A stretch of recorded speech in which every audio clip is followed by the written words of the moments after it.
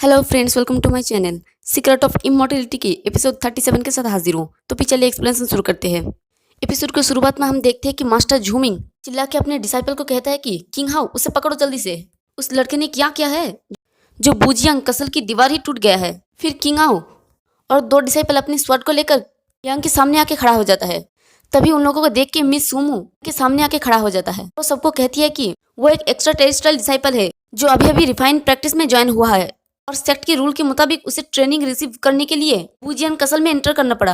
और सुमू की बात सुन के वो पतला वाला मास्टर कहता है कि मिस सुमू सच कह रही है, वो सच में एक रिफाइनिंग प्रैक्टिस एक एक्स्ट्रा टेरिस्ट्रियल डिसाइपल है। उन दोनों की बात सुन के मास्टर झूमिंग सोचता है कि एक्स्ट्रा टेरिस्ट्रियल डिसाइपल, मुझे लगता है कि वो एक स्पाई होगा जिसे हमारे पिजियन स्कूल में सबसे कीमती खजाना बुजियान कसल को डिस्ट्रॉय करने के लिए डेमोनिक कल्ट से भेजा होगा। और बुजियान कसल तो हजारों सालों से एग्जिस्ट करता है और इसमें कभी कोई क्रैक नहीं पड़ा। उसके यहाँ आते ही प्रॉब्लम आ गई। इसके अलावा भी वो यहाँ से जाने वाला लास्ट पर्सन है। फिर हेडमास्टर कहता है कि मुझे लगता है कि हमें बाद में इसकी इन्वेस्टिगेट करना चाहिए। अभी सबसे इंपॉर्टेंट चीज है कि पिक्स ओनर्स को एक साथ रख के बुजियान कसल की रिपेयर करना है।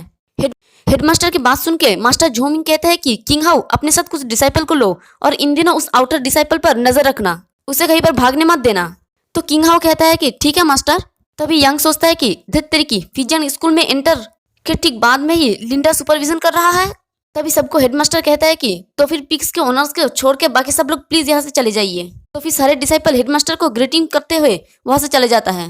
तभी वो लंबा वाला मास्टर यंग और मैंगाओ को कहता है कि तुम दोनों मेरे साथ आओ, मैं तुम दोनों की रहने के लिए अरेंजमेंट कर दूंगा। फिर हमें दूसरी तरफ होटल के अंदर बुजियांग कसल के सीन दिखाए जाते हैं। वहां पर मिस युवानसी तियानजुन हंसते हुए कहता है कि ये यंग, बुजियान कसल की क्रैक की वजह से तुम्हें कुछ परेशानी हो गया है। जाने से पहले मेरी तरफ से ये तुम्हारी लिए एक गिफ्ट समझो। और वो उस पोर्टल के सामने खड़े होकर हाथ हिलाते हुए कहता है कि सेलेस्टियल वर्ल्ड की ओल्ड मैन, तब तक वेट करो जब तक ये लड़का तुम्हें हेवन से हेल तक पर्सन ना कर दे।